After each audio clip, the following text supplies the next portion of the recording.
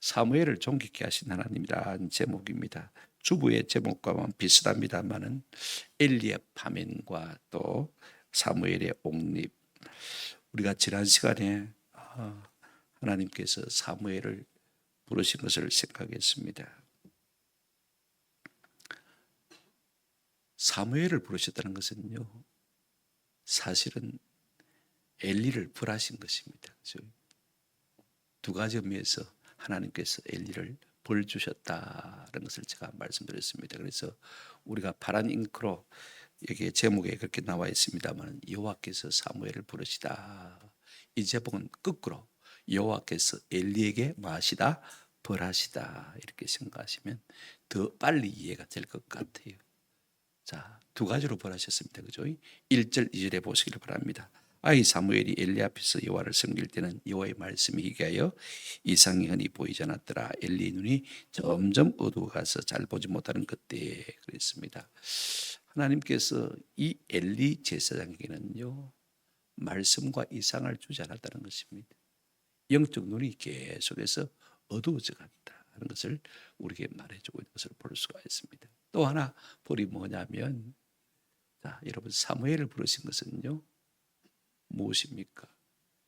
엘리 제사장이 있고 어린 사무엘이 있습니다. 그죠? 그러면 하나님이 부르시면 누구를 먼저 불러야 됩니까? 엘리 제사장을 당연히 먼저 불러야 됨에도 불구하고, 그죠? 하나님 스스로가 위계 질서를 깨뜨리시고 하나님이 어지러우면 하나님이 아니고 질서의 하나님이심에도 불구하고 누구를 부르셨습니까? 사무엘을 부르신 것을 볼 수가 있습니다. 이 무엇을 의미합니까? 이제는 내가 사무엘과만 말하겠다는 것입니다. 그러니까 이것은 엘리 제사장의 파면을 의미하는 것이죠. 엘리 제사장을 불러야 함에도 불구하고 사무엘을 4번이나 부르신 것을 우리가 생각했습니다. 두 가지죠. 오늘 우리에게 주시는 불이 뭐냐면요, 하나님께서 우리에게 은혜를 거두시는 것입니다. 나는 멀뚱멀뚱한데 박 집사님이, 김 집사님이 말씀에 뒤집어져 가지고 울고 불고 난리가 난 거. 누가 버리고 누가 져줍니까? 멀뚱멀뚱한 내가 버린 것입니다. 말씀 때문에 뒤집어진 사람이 복인 것입니다. 또 하나 무엇입니까? 나보다 훨씬 늦게 예수 믿고 별 볼 일 없이 보이던 사람이 말입니다, 내 앞에서 뒤집어지는 것입니다. 오래 믿는 나는 은혜를 안 주시고 이제 초짜 저분에게 은혜를 주시네. 많은 분들이요, 이게 버리지조차도 모르고 지나가는 사람이 참 많습니다. 어린 신자가 은혜를 받으면요, 왜 하나님께서는 내게 은혜를 안 주실까? 우리가 한번 생각해 볼 필요가 있을 것 같습니다. 여러분, 성도의 복이 뭐냐? 부자 되는 거 아닙니다. 자꾸 하나님이 말씀을 주시는 거예요. 말씀이 들려지는 거예요. 아멘. 설교 듣는데 듣는다고 해서 다 듣는 거 아니거든요. 이상하게 말씀이 내 마음속에 자꾸 스며드는 거예요. 그래서 마음속에 그 말씀을 붙들고 살아가고 싶은 심령이 자꾸 생겨지는 거예요. 그래서 자꾸 내가 입으로 말씀을 자꾸 말하게 되는 것입니다. 그런데 내가 받은 은혜를 말하면 사람들이 또 은혜를 받는 것입니다. 그죠? 그래서 내 속에 있는 말씀의 영향력이 나로 말미암아 점점 커가는 이것이야말로 하나님이 나를 들어 쓰시는 증거요, 나를 사랑하시는 증거요, 내게 복을 주는 증거인 줄로 믿습니다. 3장의 구조는 그렇습니다. 말씀이 부재한 상태에서, 그죠? 하나님이 사무엘을 부르시기 시작한 것을 우리가 볼 수가 있습니다. 하나님이 사무엘을 부르시고 말씀하시니까 나중에는 엘리 제사장이, 야야, 하나님이 네한테 뭐라고 말씀하셨냐? 오늘 본문을 보면 우리가 묻지 않습니까? 그죠? 하나님이 사무엘에게 말씀을 주시니까 대제사장인 엘리 제사장이 어린 주일학교 학생인 사무엘에게 묻더라는 것입니다. 하나님 네한테 뭐라고 말씀하시대? 그런 구조를 가지고 보시면요, 본문이 선명하게 보이는 것입니다. 그래서 말씀이 희귀한 시대가 다시 말씀으로 충만한 구하던 역사가 일어나는 것을 우리가 대조를 통해서 볼 수가 있는 것입니다. 첫째로 우리가 오늘 아침 지금까지 생각할 것은요, 하나님이 사무엘에게 말씀하신 것을 우리가 한번 생각해 볼 필요가 있을 것 같습니다. 하나님이 사무엘에게 뭘 말씀하셨는가? 어젯밤에 하나님께서 사무엘을 그렇게 부르시더니 그죠? 3번이나 부르셨어요. 사무엘은 그런 경험이 없어서 하나님이 부르신 줄 모르고 엘리 제사장이 부른 줄 알고 3번이나 어르신 부르셨습니까? 갖고 쫓아갔습니다. 엘리도 영적으로 어두우니까 말입니다. 어린 사무엘에게 하나님이 부르시는 것도 모르고 2번이나 일 없다, 빨리 가 자라이 그랬습니다. 3번째 또 쫓아왔어요. 그러니까 그때서야 이 엘리 제사장이 깨닫고 하나님이 사무엘을 부르시는구나. 가서 뭐라고 말하러 하겠습니까? 오늘 본문 한번 보시길 바랍니다. 9절 한번 보시면요, 그렇게 말씀하셨죠. 9절 여호와께서 9절 엘리가 사무엘에게 이르되 가서 누웠다가 그가 너를 부르시거든 네가 말하기를 여호와여 말씀하옵소서 주의 종이 마겠나이다 듣겠나이다 그래라 그랬습니다. 그랬더니 4번째 하나님께서 또 사무엘을 부르셨습니다. 10절 여호와께서 임하여 서서 전과 같이 임하여 서서 3번역에 보면 곁에 서서 조금 더 실감나게 번역한 것을 볼 수가 있습니다. 사무엘아 사무엘아 부르십니다. 그래 엘리 제사장이 가르쳐 준 대로 오늘 이 어린 사무엘이 뭐라고 말합니까? 말씀하옵소서 주의 종이 마겠나이다 듣겠나이다.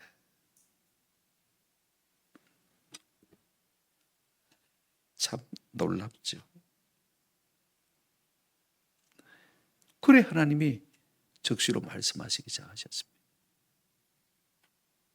뭐라고 말씀하셨습니까?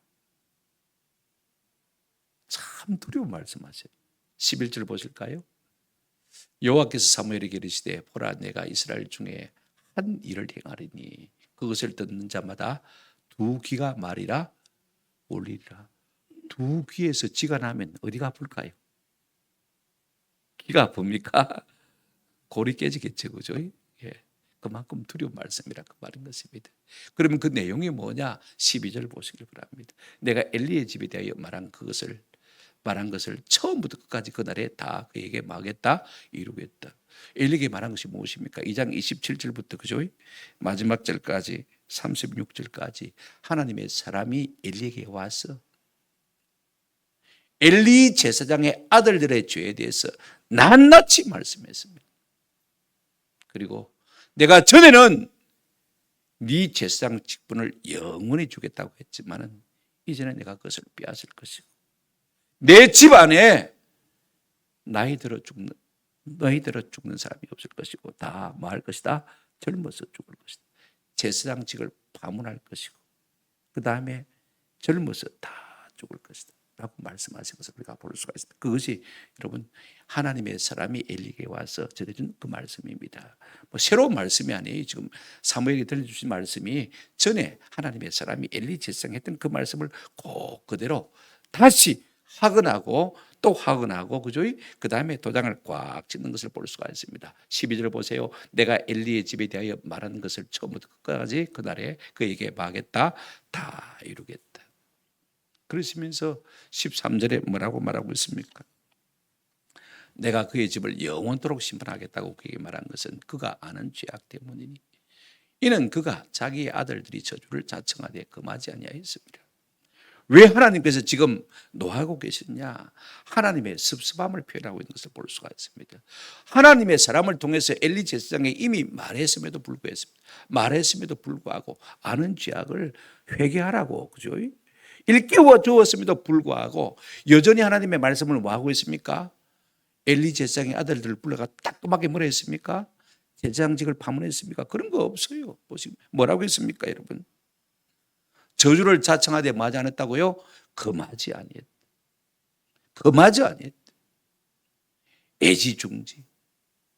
내 새끼가 최고다. 계속 그러고 살았다는 것입니다.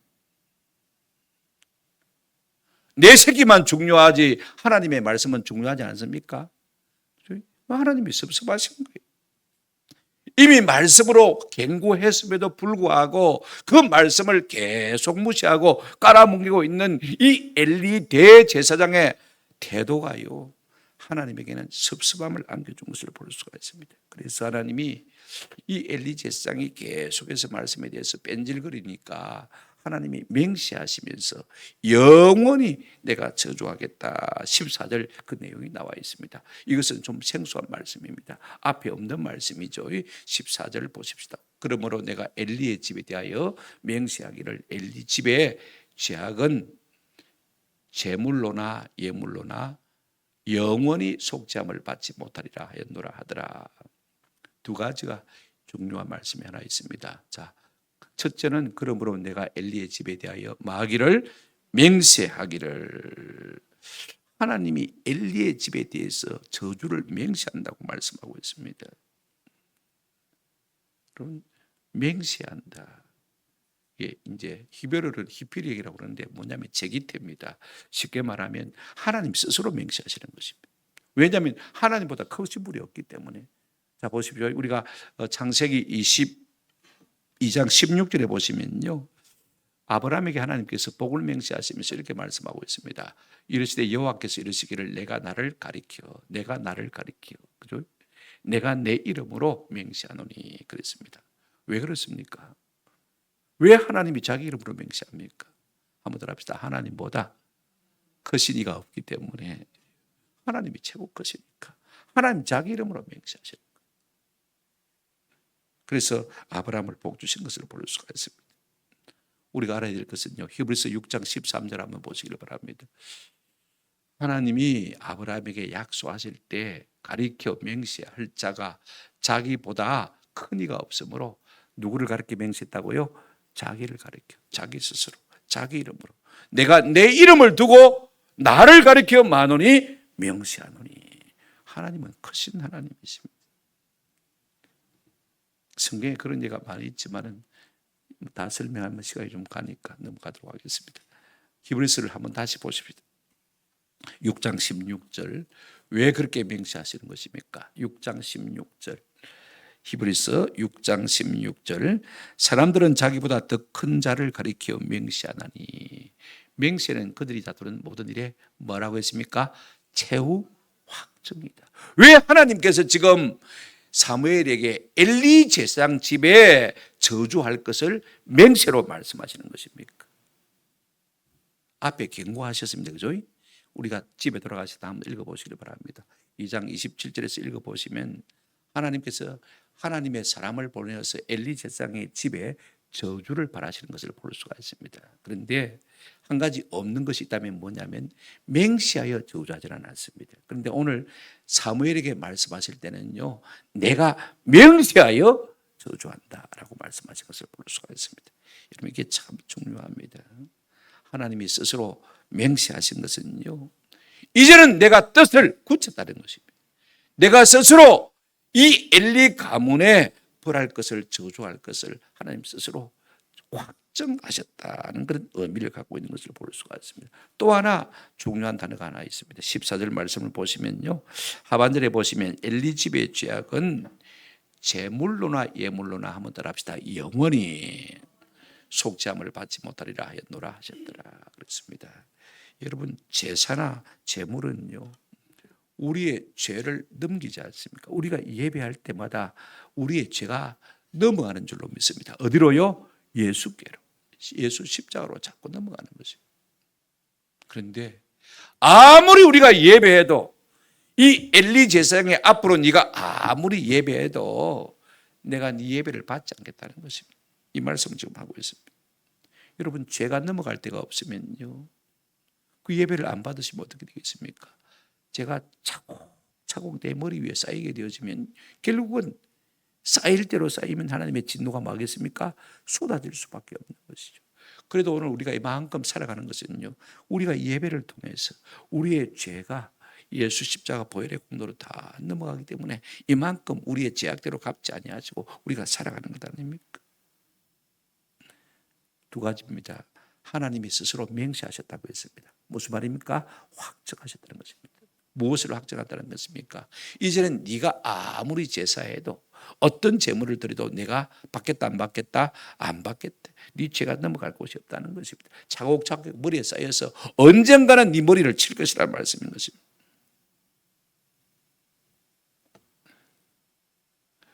전에는 하나님께서 엘리 제사장에게 내 가문이 영원토록 내 앞에서 제사장 노릇을 할 것이다. 2장 30절에 말씀하셨죠. 그죠? 그런데 하나님 스스로 이 엘리의 태도를 보고요. 피하시는 것을 볼 수가 있습니다. 다시 한번 보십시오. 3장 14절입니다. 그러므로 내가 엘리의 집에 대하여 맹세하기를 엘리의 집의 제약은 제물로나 그 다음에 예물로나 한번 따라합시다. 영원히 속잠을 받지 못하리라.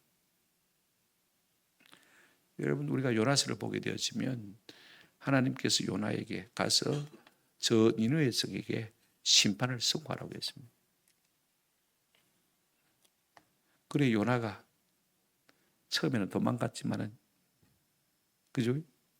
요나 이 여리고 이 아니 저기 니느웨 성이 나을 길인데 그죠? 나을 길인데 하루 가서 딱 외쳤습니다. 그랬더니요 이것들이 참 웃기네요. 와서 잡아가지고 때리고 치고 해야 되는데 왕으로부터 시작해가지고 천민까지 다 굵은 배를 입고 금식하면서 하나님 앞에 회개합니다. 그때 요나가 내 이럴 줄 알았지 그럽니다. 요한은 뭐라고 했습니까? 우리 요나서 한번 보십시다. 4장 2절 보시면요. 주께서는 은혜로우시며 자비로우시며 노하기를 마시며 더디하시며 이니가 크시다 뜻을 돌이켜 한번 따라합시다. 재앙을 내리지 아니하시는 하나님이신 줄을 내가 알았음이니이다. 내가 그래서 도망갔다 그 말인 것입니다. 왜 하나님께서 저주를 바라시는 것입니까? 왜 우리가 듣기 싫은 말씀을 하시는 것입니까? 한번 따라합시다. 듣고 회개하고 살라. 그런데 그래도 듣지 아니하시면 하나님께서 사무엘에게 엘리 제사장 가문에 대해서 말씀하신 대로 한번 더 합시다. 맹세해서 영원히 벌하십니다. 이걸 우리가 아셔야 돼요. 하나님의 말씀은 깔아뭉개야 될 말씀이 아닙니다. 한번 더 합시다. 듣고 순종해야 할 말씀입니다. 순종해야 될 말씀. 오늘 우리는 이 말씀을 들으면 자꾸 이 말씀을 남에게 적용합니다. 그죠? 내게 적용을 해야 돼요.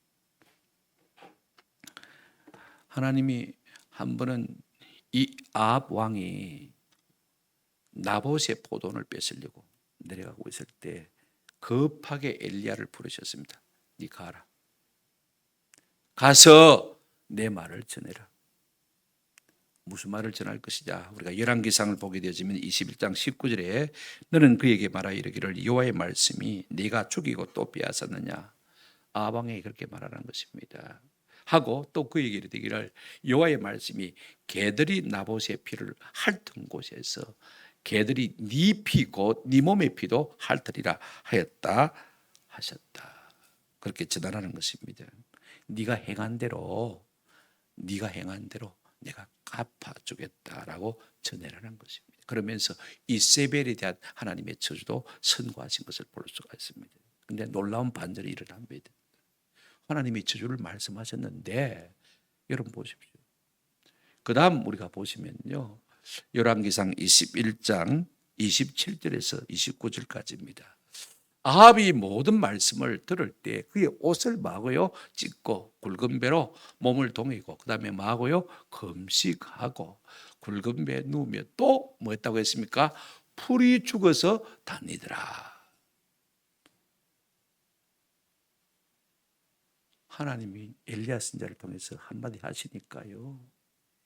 그 시대에 가장 악랄한 왕인 아합 왕이요. 그 악랄한 아합 왕조차도 어떻게 했습니까?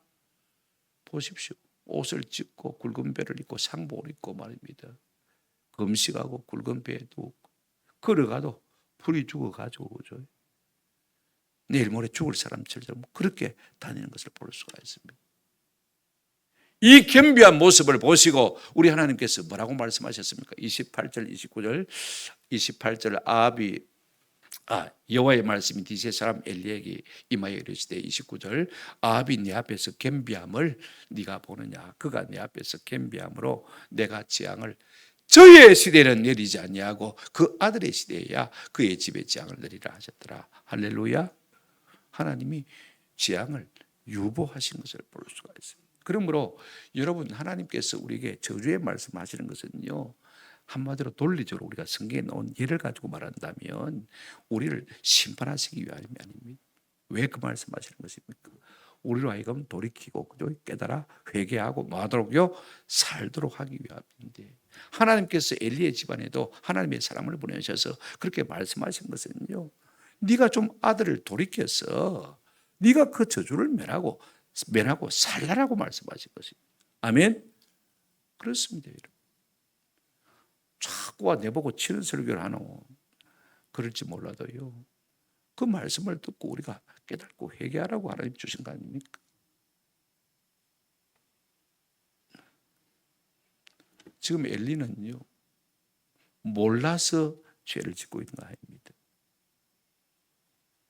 알면서도 하나님의 말씀을 깔아뭉개고 있는 것을 우리가 볼 수가 있습니다.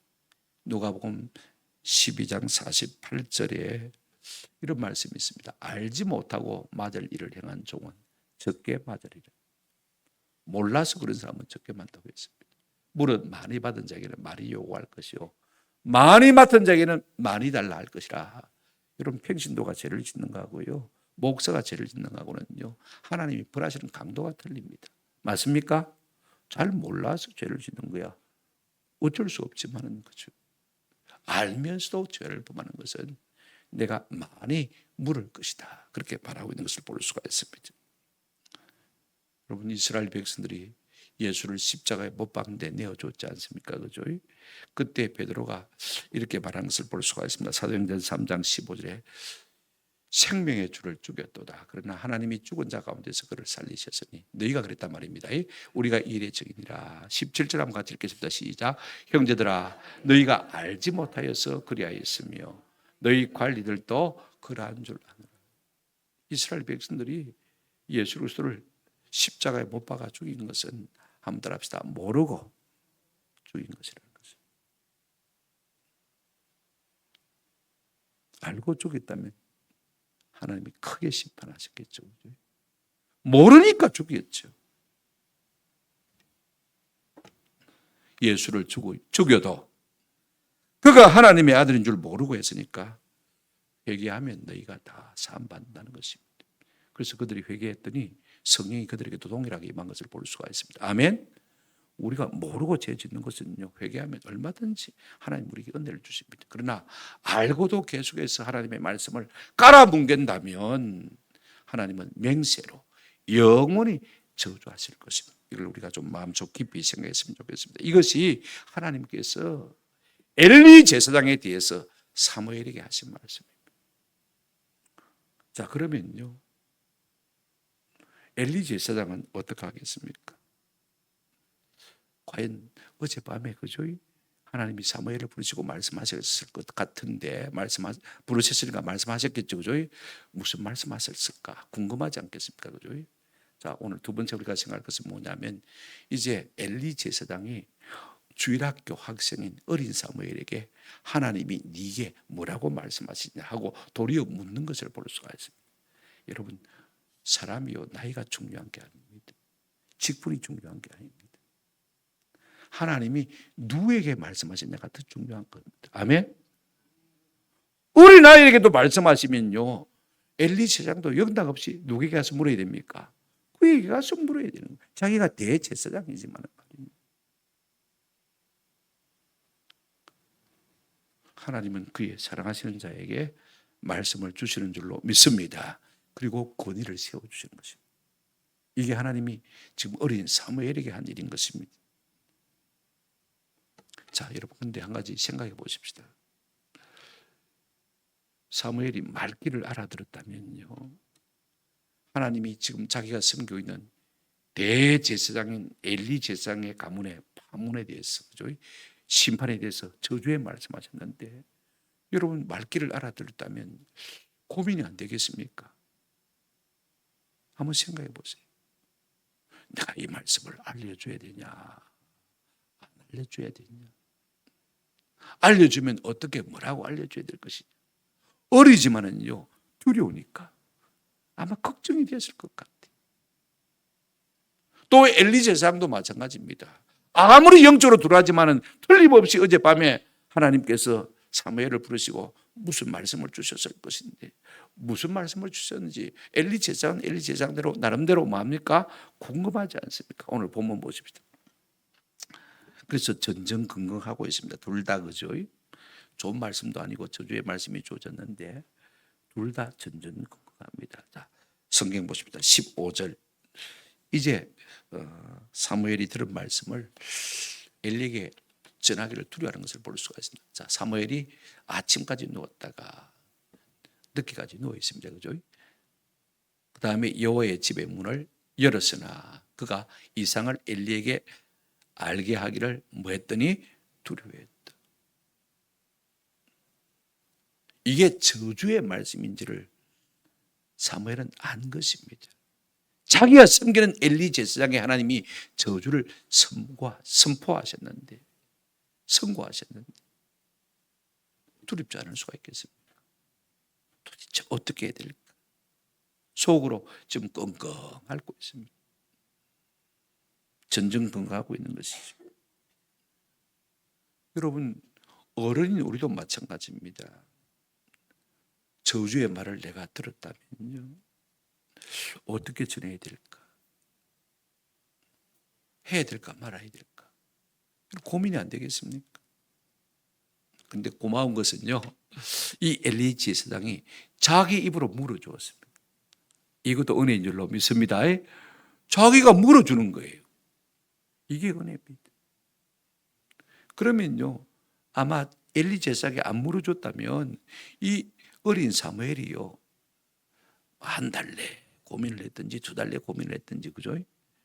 막 몇 날이고 며칠이고 고민했을 겁니다. 자 보십시다. 참 입장이 난처한데 고맙게도 이 엘리 제사장이요 이실직고해라고 먼저 사무엘을 불러가지고 말하는 것을 볼 수가 있습니다. 자 보십시다. 16절 17절 엘리가 사무엘을 불러 이르되 내 아들 사무엘아 하니 그가 대답하되 내가 여기 있나이다 하니 그가 이르되 네게 무엇을 말씀하셨느냐 청하노니 내게 숨기지 말라. 네게 말씀하신 모든 것을 하나라도 숨기면 하나님이 네게 벌을 내리시고 또 내리시기를 원하노라 하는지라. 얘야 어젯밤에 하나님 뭐라 하셨는데 하나도 빼지 말고 하나도 숨기지 말고 내한테 이야기해 보리. 어린아이에게 대제사장 엘리가요 지금 말씀을 부탁하고 있는 것을 볼 수가 있습니다. 그러니 여러분 얼마나 말하기 좋습니까? 하나도 빠뜨리지 말고 안 그러면 네가 하나님 앞에 벌을 받을 것이다 라고 말씀까지 해주시니까 그죠? 이실직고해라고 말 아닙니까? 그죠? 그러니 이제는 엘리 제사장에게 이 어린 사무엘이요 말하기가 얼마나 수월한지 모릅니다. 무슨 말 했겠습니까? 14절 말씀이 핵심일 것 같습니다. 14절 말씀 다시 한번 보십시다. 앞에 엘리에게 하나님의 사람이 와서 다른 내용은 다 이야기했고 그죠? 14절 여러분 성경 한번 보시길 바랍니다. 같이 읽겠습니다. 시작. 그러므로 내가 엘리의 집에 대하여 맹세하기를 엘리 집의 죄악은 제물로나 예물로나 영원히 속죄함을 받지 못하리라 하였노라 하셨더라. 맹세하고 영원히 여기에 방점이 있습니다. 하나님이 맹세하시기를 엘리 제사장의 가문은 제물로나 예물로나 영원히 사함을 받지 못한다고 하던데요. 그랬을 것입니다. 여러분 우리 같으면요 사무엘의 입을 통해서 이런 말씀을 들었다면 어떻게 반응을 보여야 되겠습니까? 세 번째 우리가 생각할 것은 이 엘리 제사장의 반응입니다. 하나님의 심판의 선고 아닙니까? 맹세하여서 말씀하셨습니다. 영원한 저주를 바라셨어요. 자, 성경 보십시다. 18절 하반절. 사무엘이 그것을 그에게 자세히 말하고 조금도 숨기지 아니하니 그가 이르되 이는 여호와이시니 선하신 대로 하실 것이니라 하니라 그랬습니다. 여러분, 이게 엘리 제사장의 영적인 현주소요. 이것이 엘리 제사장의 하나님의 말씀에 대한 인식인 것을 볼 수가 있습니다. 여러분, 저주를 바라는데도 불구하고 여호와는 선하시니 그 선하신 뜻대로 뭐 할 것이다? 할 것이다. 무슨 말입니까? 아멘 했단 말입니다. 혀에 건시가 있는데, 성도에게는 그죠? 입에 건시가 있는데 하나님이 그렇게 말씀하신 것에 대해서 선뜻 어쩔 수 없지 뭐. 남의 일처럼 말하는 것을 볼 수가 있습니다. 누구에게 저주를 바라셨습니까? 자기에게 저주를 바랐잖아요. 그가 이르되 이는 여호와시니, 한번 더 합시다. 선하신 대로 행할 것이니라, 하실 것이니라. 여러분, 제사장의 일에서 되겠습니까? 이스라엘 백성에게 저주한다는 것도 아니고 누구에게 저주한다고 했습니까? 자기에게 저주한다고 했는데 지금 이 상황이 아멘하고 할렐루야하고 할 그런 상황입니까? 진짜 생각이 없어. 하나님의 사람 모세와 달라도 너무 다릅니다. 모세가 시내산에 올라갔습니다. 뭐 이제 십계명 두 돌판도 받고 그죠? 성막 설계도 받아야 되니까 40일 동안 올라가 있었을 때 이스라엘 백성이 그 40일을 참지 못해 가지고 우리를 인도할 신을 만들어 가지고 검은 보석 다 내놔 그 녹여 가지고 뭐 만들었습니까? 금송아지 만들었습니다. 이것이 우리를 애굽에서 인도해낸 여호와라 그러면서요, 그 우상을 갖다가 엄란하게 섞입니다. 하나님이 막 뿌리만큼 났습니다. 모세야 내려가 봐. 그러면서 우리가 출애굽기 32장을 보면 하나님이 모세들이 이렇게 말씀하십니다. 출애굽기 32장 10절 말씀입니다. 모세야 말리지 마라이. 내가 그들을 진노하여서 한번 따라합시다. 진멸하고 썰어버리고 니만 내가 큰 나라가 되게 할게. 할렐루야 아멘. 저것들 그 말한 여러분 이스라엘 백성들이 얼마나 모세의 속을 썩였습니까? 끄떡하면 돌들어 쳐서 죽이려고 하고 말입니다. 잘했습니다. 하나님 속 시원하게 말씀하셨습니다. 그랬습니까? 아닙니다. 자기를 죽이는 것이 아니라 이스라엘 백성을 죽였다고 하는데도 여러분 모세가요 자기 생명을 내놓고 그러합니다. 32장을 계속 우리가 읽어보시면 여러 가지로 하나님 앞에 이스라엘 백성을 위해서 변호합니다만은요 32장 여러분 넘어가서 보시면 14절에 아니 32장 32절에 보시면 그러나 이제 그들의 죄를 사하여 주옵소서. 그렇지 아니하시오면 원하겠는데 주께서 기록하신 책에서 내 이름을 뭐 해달라고 했습니까? 지워달라고 했습니다. 그랬더니 결국 우리가 하나님께서 그들을 용서하시기로 마음에 작정하신 것을 볼 수가 있습니다. 이스라엘 백성의 지약이라 할지라도 그들을 하나님이 심판하시겠다고 하심에도 불구하고 모세는요 완전히 하나님의 바지가랑이를 물고 늘어졌습니다. 자기에게 벌하는 것도 아닌데 자기는 더 크게 주겠다 하는데도 불구하고요. 근데 지금 엘리 제사장은요 하나님이 자기에게 맹세하여서 영원히 저주하겠다고 하는데도 불구하고 여호와는 선하시니 그 말씀대로 이루어질지 애틋한 간절한 절박함이 없습니다. 이것이 영적 무딤증이라고 할까요? 불감증이라고 할까요? 벌써 이것이 하나님 앞에 벌받은 마음인 것입니다. 이걸 우리가 아세요. 세상이 옥죄어 옴에도 불구하고 하나님의 진노의 칼이 우리를 겨냥하고 있음에도 불구하고 오늘 우리의 마음속에 좀 하나님을 향한 애달픈 갈구가 없는 것이 간절함이 없는 것이 오늘 우리의 질병이고 이것이 우리를 향하신 하나님의 버리신 것입니다. 여러분 기도 중에서 가장 중요한 요소가 무엇입니까? 첫째가 믿음이고, 그죠? 둘째가 한번 따라합시다. 믿음이 있는 사람은요, 한번 따라합시다. 간절함, 끈질김이 있습니다. 저는 이 간절함, 끈질김에 대한 우리 존 비비어 목사님의 정의를 참 좋아합니다. 존 비비어 목사님은 끈질김을 이렇게 정의하고 있습니다. 끈질김은 단호하고 집요하고 굴복하지 않는 자세나 태도를 말한다. 간단히 말해서 뜻을 굽히지 않는 것이다. 뜻을 굽힌다는 것은 좀 더 관대하고 느슨해지는 것, 양보하는 것이다. 끈질기니 몇 가지 동의어로는 확고한, 엄격한, 가혹한, 타협하지 않는, 막을 수 없는 완강한 끈덕진 등이 있다. 끊임없는 또 강인함, 외골수에 굳굳한, 엄중한 등의 표현들도 있다. 그렇게 정리한 것을 볼 수가 있습니다. 제가 왜 이야기를 하냐면요, 오늘 이 엘리 제사장은 제사장이라도 하나님이 자기에게 저주하고 있다는 한데도 불구하고 이런 간절함이 없어. 벌써 이것이 하나님의 버린 것입니다.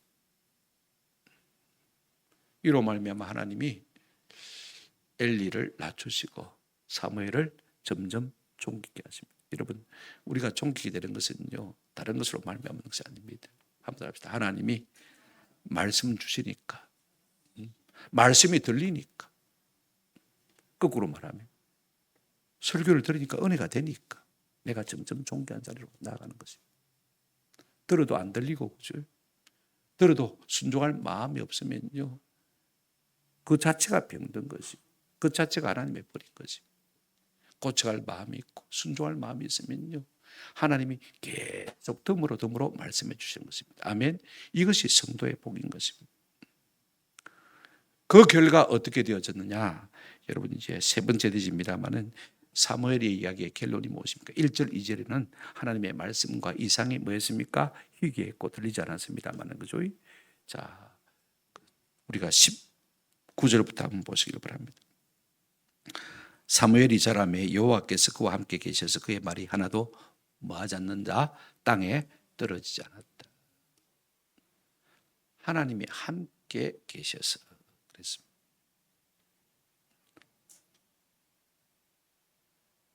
사무엘과 함께 계셔서, 이 말은요, 한번 더 합시다. 엘리는 떠나셨다. 이 말을 전제하고 있는 것입니다. 이제는 내가 엘리를 버리고 너와 함께 하겠다.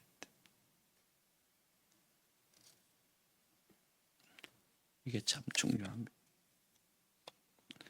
20절 보십시오. 단에서부터 브엘세바까지 온 이스라엘이 사무엘은 여호와 선자로, 여호와의 선자로 세우심을 입은 줄을 알았더라. 단에서부터 브엘세바까지, 최북단에서 최남단까지, 그죠? 우리로 치면 백도에서 한라까지, 그죠? 온 이스라엘이 하나님께서 사무엘에게 말씀하시고 사무엘이 우리에게 말씀하시는 것을 뭐 했다고 말입니까? 인정했더라, 그 말인 것입니다. 그만큼 말씀의 권세가 있단 말이죠. 21절 말씀이 참 중요합니다. 같이 한번 읽겠습니다. 시작. 여호와께서 실로에서 다시 나타나시되, 여호와께서 실로에서 여호와의 말씀으로 사무엘에게 자기를 나타내시니라 그랬습니다. 아직도 엘리가 죽은 것은 아닙니다. 그죠? 사장에 가서 죽습니다. 홈리와 비나스는 제사장도 죽은 것 아닙니다. 그죠? 그런데 하나님께서 계속 누구와 말씀하십니까? 엘리 대제사장과 홈리와 비나스를 제치시고 누구에게만 말씀하십니까? 사무엘에게만 말씀하시는 것을 볼 수가 있습니다. 오늘 이 본문 21절 말씀을 좀 정확하게 원문대로 번역하면 그렇습니다. 여호와께서 실로에게 자신을 보여주시기를 계속하셨다. 여기 다시 계속해서 부사로 우리가 번역했습니다만 사실 야사프란 말은 요셉이란 말이거든요. 요셉의 이름의 뜻이 뭡니까? 더한다는 것입니다. 하나님께서 계속 사무엘에게만 더하신 것을 볼 수가 있습니다. 자꾸 뭘 플러스해 가시는데 뭘 플러스해 가느냐? 말씀을 플러스해 가신 것을 볼 수가 있습니다. 나타내셨다는 것인데 뭘 나타내셨단 말입니까? 한시 아닙니다. 보는 거 아닙니다. 한번 따라합시다. 환청, 비교하자면 그렇단 말입니다. 말씀을 자꾸 주시는 거예요. 여러분, 사람이 존귀게 되고요, 사람이 복을 받는 비결은 다른 데 있지 않습니다. 자꾸 말씀이 내게 들려지는 거예요. 말씀이 깨달아지는 거예요. 말씀이 이해가 되어지는 거예요. 아, 이게 내게 주는 말씀이구나 하고 자꾸 붙잡아지는 거예요. 전에는 남의 말씀처럼 들렸는데 이제는 하나님이 꼭 내게 하실 말씀처럼 들리는 거예요. 그 말씀을 자꾸 더 하시는 거예요. 이게 하나님이 우리에게 자신을 나타내 보시는 방법인 것입니다. 눈으로 보려고 하지 마십시오. 한번들 합시다. 들으려고 하십시다. 하나님은요, 영이십니다. 이스라엘 백성이 시내산에서 하나님을 만날 때 음성으로만 들었습니다. 그죠? 말씀으로만 들은 것을 볼 수가 있어요.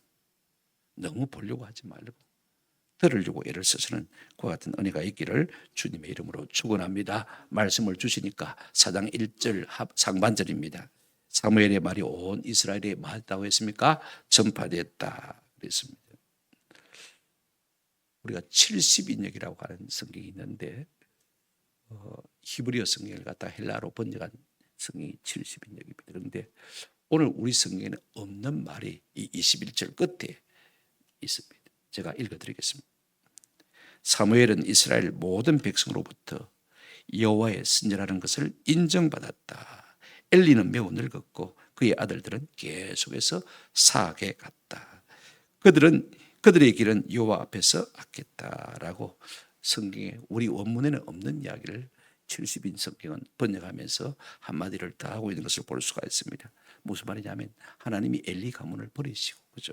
이제 사무엘을 세우신 것을 다시 한 번 더 강조해서 힘줘서 말하고 있는 것을 우리가 볼 수가 있습니다. 말씀을 맺습니다. 여러분, 이 모든 궁극적인 이유는요, 2장 30절 하반절 말씀 원리를 작용하고 있는 것을 볼 수가 있습니다. 같이 한번 읽겠습니다. 시작. 나를 존중히 여기는 자를 내가 존중히 여기고 나를 멸시하는 자를 내가 경벌하리라. 여기에 말씀을 넣으면 됩니다. 말씀을 존중히 여기는 자를 내가 존중히 여기고 말씀을 멸시하는 자를 내가 말이라 경멸하리라. 아멘. 예. 말씀에 대한 태도가요, 하나님과의 우리의 관계를 뭡니까? 결정짓는 것입니다. 사무엘이 하나님의 말씀을 자꾸 존경하게 되니까 계속해서 하나님이 말씀을 주시고 말씀을 주시니까 그가 이스라엘 가운데서 점점 존귀한 자가 되어가는 것입니다. 아멘. 이게 중요합니다. 성도는요, 말씀대로 말씀을 붙들고 살아갈 때 존귀하게 되는 것이지 다른 길로는 존귀하게 되는 방법이 없습니다. 이걸 우리가 늘 마음속에 새기면서 말씀에 대한 태도가 우리를 향한 하나님의 태도를 결정짓는다는 사실을 여러분 꼭 기억하시고, 하나님 나는 완복주라 내가 한다고 하는데 아닙니다. 얼마나 내가 말씀을 부여잡고 그 말씀대로 순종하려고 몸부림치느냐, 여기에 하나님이 존귀를 받으시고 우리에게 존귀를 더하시는 줄로 믿습니다. 이 같은 은혜가 우리 가운데 있기를 주님의 이름으로 축원합니다.